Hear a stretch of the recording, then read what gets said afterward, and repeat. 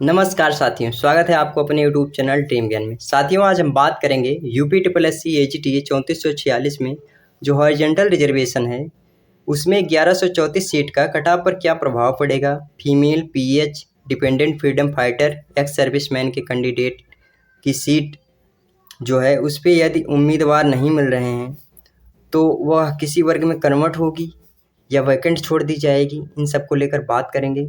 DV cut off क्या रहने वाली है, फाइनल कट ऑफ पहले बता चुके हैं, वही सेम रहने वाली है। और बात करेंगे DV रिजल्ट कब तक आएगी, तो वीडियो के लास्ट तक बने रहें।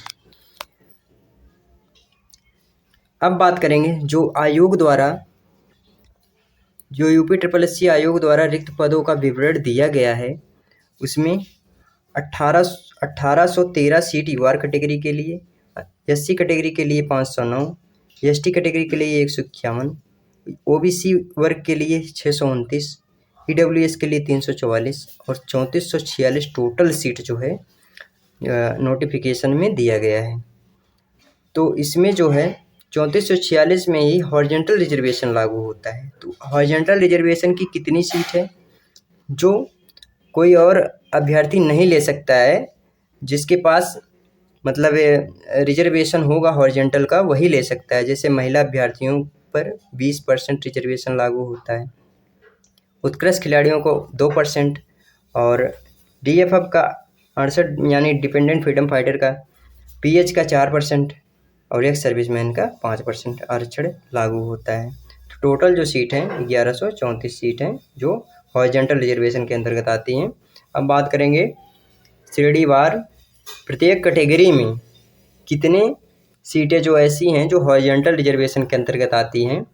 तो जनरल में UR कैटेगरी में टोटल सीट हैं 1813, PH की 73, डिपेंडेंट फ्रीडम फाइटर की 36, एक्स सर्विसमैन की 91 और उत्कृष्ट खिलाड़ियों की कितनी है 36, महिला की 363। टोटल जो सीट बन रही है वो 599 सीट बन रही है।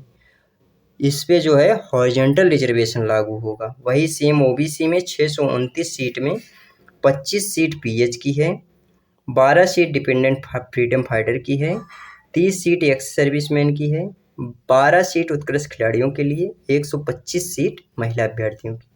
तो टोटल सीट 204। EWS में 344 सीट में PH की सीट 14, डिपेंडेंट फ्रीडम फाइटर की 7, एक्स सर्विसमैन की 17, उत्कृष्ट खिलाड़ी की 7, महिला अभ्यर्थी की 69।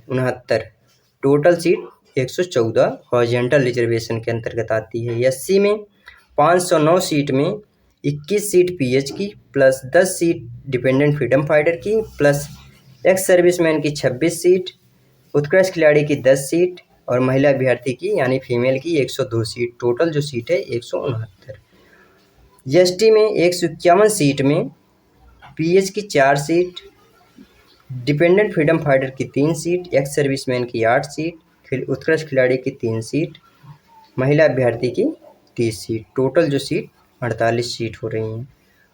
तो PH की टोटल जो सीटें हैं 137 सीट। टोटल पोस्ट जो आई थी 3446 आई थी। PH की उसमें 137 सीट है, डिपेंडेंट फ्रीडम फाइटर की 68 सीट है, एक्स सर्विसमैन की 172 सीट है और उत्कृष्ट खिलाड़ी की 68 सीट है और महिला अभ्यर्थी के 689। टोटल जो सीटें हैं 1134 सीटें हैं।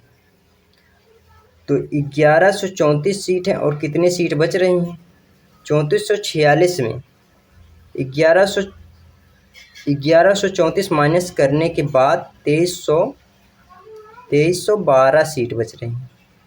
जो कंपटीशन है मुख्यतः इसी पर है।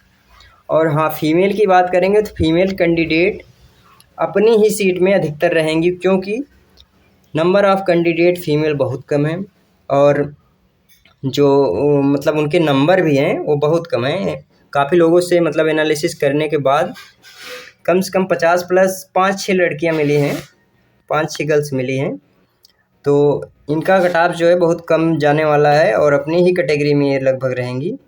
और वैसे सेम PH में भी लागू होता है और एक सर्विसमैन सीट भी खाली जाने की संभावना है। अब बात करेंगे नंबर ऑफ़ कैंडिडेट कितने एग्जाम में अपीयर हुए थे।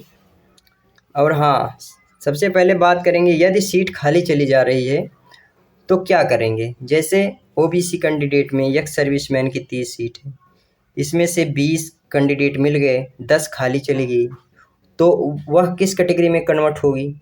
तो वो उसी कैटेगरी में एक्स सर्विसमैन की कैटेगरी में चाहे यूआर में कन्वर्ट हो जाए, जैसे यूआर में अगर कैंडिडेट मिल रहे हैं तो यूआर में 91 + 10 हो जाए, चाहे ईडब्ल्यूएस में 17 + 10, तो इसी कैटेगरी में मतलब इसी कैटेगरी में रहेगी और किसी कैटेगरी में उसको नहीं ऐड किया जाएगा। अब बात करेंगे ऐसे सेम हर कैटेगरी में लागू होता है। जैसे पीएच में भी अगर सीट खाली जा रही है तो इसी में रहेगी, और यदि जैसे 172 टोटल सीट है और किसी भी category UR, OBC, EWS, SC, ST किसी में अगर पीएच कैंडिडेट नहीं मिल रहे हैं या एक्स सर्विसमैन नहीं मिल रहे हैं या महिला अभ्यर्थी नहीं मिल रही हैं तो सीट वैकेंट छोड़ दी जाती है, वो नेक्स्ट जो वैकेंसी आती है उसमें ऐड कर दी जाती है। नेक्स्ट बात करेंगे नंबर ऑफ कैंडिडेट कितने एग्जाम में अपीयर हुए। ओबीसी अभ्यर्थी जो थे वो 18,000 अभ्यर्थी एग्जाम में अपीयर हुए और फीमेल कितनी है 2500, 2000 से 2500 अभ्यर्थी मैक्सिमम एग्जाम में अपीयर हुई हैं। EWS candidate 6000, EWS candidate 6000, SC अभ्यर्थी 4000, UR candidate 5000। UR candidate EWS से कम है क्योंकि जो ईडब्ल्यूएस का सर्टिफिकेट होता है वो क्राइटेरिया इतना है ही कि लगभग के पास सभी के पास ईडब्ल्यूएस का सर्टिफिकेट है ही, तो कुछ ही लोगों के पास है जो यूआर का सर्टिफिकेट नहीं, वो मतलब ईडब्ल्यूएस का सर्टिफिकेट नहीं है यूआर में, तो इसीलिए जो है ईडब्ल्यूएस कैंडिडेट ज़्यादा है और इसीलिए ईडब्ल्यूएस की कट ऑफ भी लगभग सेम जाती है एजीटीए में, लेकिन 1-2 नंबर का डिफरेंट रहने वाला है। और एसटी कैंडिडेट की संख्या कितनी है 250 से 300। अब बात करेंगे डीबी कट ऑफ की। जो अभी हाल ही में कुछ एग्ज़ाम के रिजल्ट डीबी रिजल्ट जारी हुए हैं उसमें जो है यूआर, ओबीसी, ईडब्ल्यूएस के कट ऑफ सेम है। जैसे एक्सरे टेक्नीशियन की बात करेंगे तो इसमें 12.5 नंबर कट ऑफ गया है। डेंटल हाइजीनिस्ट की जो है 10.25, असिस्टेंट अकाउंटेंट ऑडिटर का जो है 47 नंबर, आई टेस्टिंग ऑफिसर का 3.25, जूनियर एनालिस्ट का 12 नंबर और होम्योपैथिक फार्मासिस्ट का सभी कैटेगरी का 9.25 और जूनियर एनालिस्ट का 25। तो देख सकते हैं कट ऑफ कितना कम जा रहा है सभी में। असिस्टेंट अकाउंटेंट ऑडिटर में कट ऑफ ज़्यादा गई है क्योंकि इसमें नंबर ऑफ कैंडिडेट जो डीबी के लिए बुलाए गए हैं वो मात्र 3 गुना बुलाए गए हैं, अभी आगे बात करेंगे। और देखिए फीमेल की कट ऑफ जो है सब ऑल फीमेल को लगभग सब में बुलाया है, ऑल फीमेल, तो फीमेल की कट ऑफ बहुत कम जाने वाली है। वही सेम एससी एसटी का है, किसी में 0.75, किसी में 2.5 है, एसटी का तो किसी में 6 है, ऐसे है। तो इन सब का मतलब एनालिसिस करने के बाद एजीटी का डीबी कट ऑफ जो है बनाया गया है। तो यूआर, ओबीसी, ईडब्ल्यूएस का संभावित जो डीबी कट ऑफ है वो 32 नंबर है, इससे ज़्यादा नहीं जाने वाली है। +- 2 सब में कर लीजिए। एससी का 26 +- 2, एसटी का और फीमेल का सेम रहने वाला है 12 +- 2। अब बात करेंगे फाइनल कट ऑफ की। फाइनल कट ऑफ क्या रहेगा, जो यूआर का है 45 नंबर, ओबीसी का 43 नंबर, ईडब्ल्यूएस का 41 नंबर, एससी कैटेगरी का 34 नंबर, एसटी का 20 नंबर, फीमेल का 25 नंबर। इनका जो है +- 2 सब में कर लीजिए।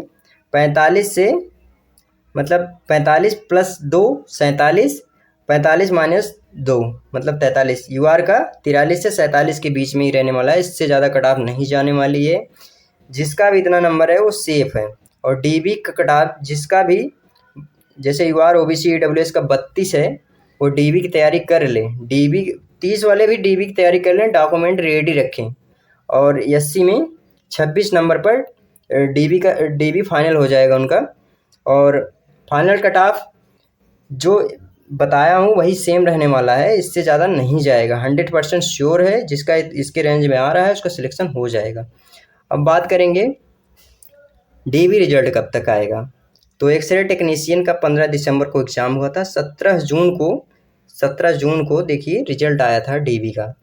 और इसमें जो शॉर्टलिस्ट किया गया है 2163 अभ्यर्थियों को शॉर्टलिस्ट किया गया है। डेंटल हाइजीनिस्ट की बात करेंगे तो 5 जनवरी को एग्ज़ाम हुआ था, 9 जून को डीबी रिजल्ट आया है। असिस्टेंट अकाउंटेंट की बात करेंगे, 5 जनवरी इसका भी एग्ज़ाम हुआ था, 10 जुलाई को रिजल्ट आया है।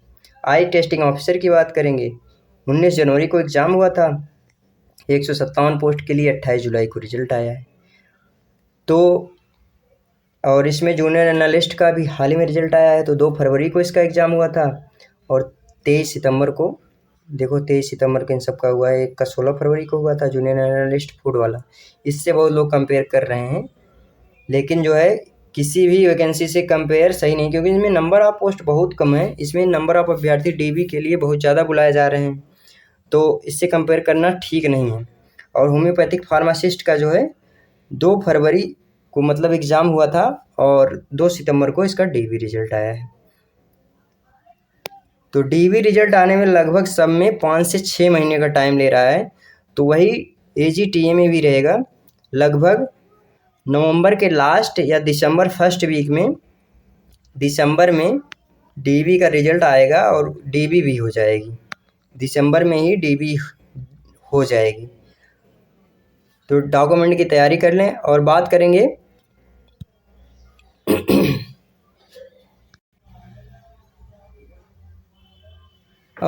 करेंगे कुछ अभ्यर्थी जैसे थे उनका रोल नंबर में मिस्टेक हो गया था गोला भरते टाइम। तो जैसे कुछ अभ्यर्थी बोल रहे थे सर मेरा गोला भरते टाइम गोला 2 भरा गया या 2 गोला हो गया और लिखने में गलती हो गई। तो जैसे अगर कोई स्टूडेंट रोल नंबर सही भरा है, रोल नंबर उसका सही है और रजिस्ट्रेशन नंबर गलत है, रजिस्ट्रेशन नंबर उसका गलत है, तो उसको टेंशन लेने वाली बात नहीं, उसकी कॉपी चेक होगी। और अगर किसी स्टूडेंट का रजिस्ट्रेशन नंबर सही है और रोल नंबर गलत भरा गया है, रोल नंबर, तो उसका भी जो है रोल नंबर गलत हो गया है, उसका भी कॉपी चेक होगा, टेंशन लेने वाली बात नहीं है। और यदि किसी स्टूडेंट का जो क्वेश्चन बुकलेट नंबर होता है, क्वेश्चन बुकलेट नंबर वो गलत भरा गया है, उसमें गोला गलत भरा गया है, तो उसको प्रॉब्लम होगी, उसकी कॉपी नहीं चेक होगी। दोस्तों अगर कोई भी क्यूरी हो या कोई कन्फ्यूजन हो तो कमेंट ज़रूर करें और वीडियो को ज़्यादा से ज़्यादा शेयर करें, वीडियो को लाइक करें, चैनल को सब्सक्राइब करें। Thank you so much.